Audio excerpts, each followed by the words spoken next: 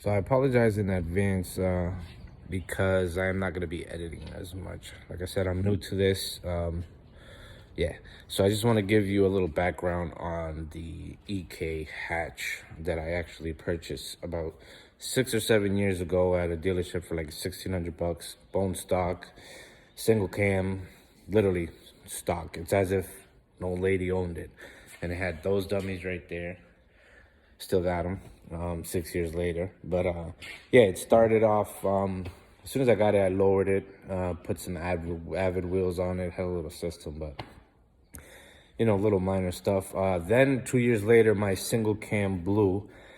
And I had a 92 Honda Accord before I bought this hatch with an H in it that I actually put in it.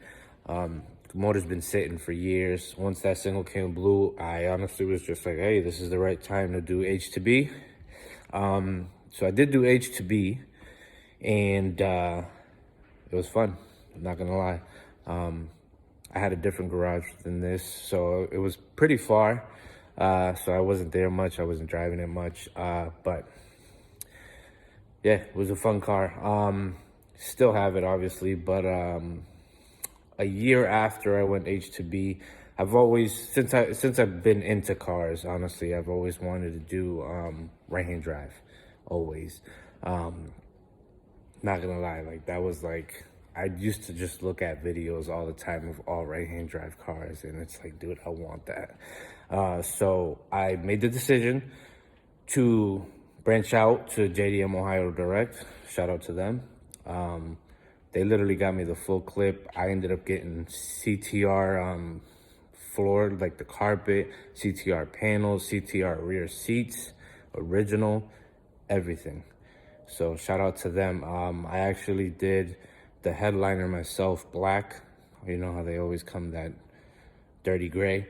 But I did it black myself. I also did the right-hand drive clip myself. Took all the spot welds out.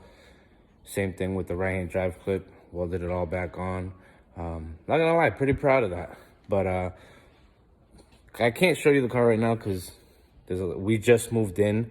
So I packed the cars with a lot of stuff just to, be able to get over here without minimal travel. I don't want to do too many trips. But yeah, it's right-hand drive. Did it myself.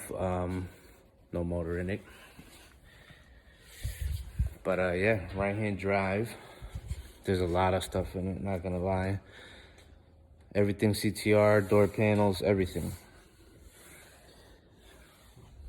And then in another episode, I'm gonna explain what happened. So I went right-hand drive. First time doing it ever in my life. Amazing. Like, the process was long because I was honestly only going to the garage probably an hour at a time, maybe once a month, sometimes twice a month. So it took me like 8 months. But honestly, the right-hand drive clip, I removed all the spot welds and got the right-hand drive actual firewall out within 1 day. I took a day and I was like, you know what? I'm staying here. I'm coming early and I'm doing this. So I actually was able to do it in a day. So in reality, if I had enough time, because obviously I have a job, I could have done it probably the clip in like, I'd say a week max. But obviously it took me 8 months, and mind you, it's my first time. So when I finished it, I was nervous. I put the motor in. I even painted the bay. I had the bay painted, but I did all the work to it myself. Deleted a couple things, did the brake tuck myself. But when I first started up, it started up like a charm, no problems, no nothing. Took it for a test drive, it was fine. I actually ended up moving from that garage into a little single bay garage. And that was the real first time that I actually drove the vehicle long distance, because it was about a 40-minute drive. Surprised. The car, not surprised because obviously I'm a tech. I'm a tech at Infinity, and currently working at Eastside for now, motoring. Go follow them at Eastside Motoring. But yeah, I drove it 40 minutes, drove beautiful. No, nothing wrong with the car. I honestly had so many things like, yo, is the spot, like I was talking to my boys, like, is the spot wells like gonna just, you're gonna hear a little boonk, like a little pop or something, and I don't know, the car is gonna like bend or something in the middle. Never. So I finished that right-hand drive.